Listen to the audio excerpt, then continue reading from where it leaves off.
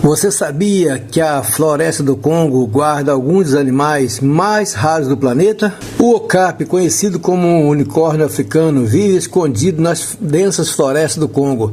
Apesar de parecer uma mistura de zebra com girafa, ele é parente direto das girafas. Por muito tempo, cientistas achavam que o okapi era apenas uma lenda contada por povos locais.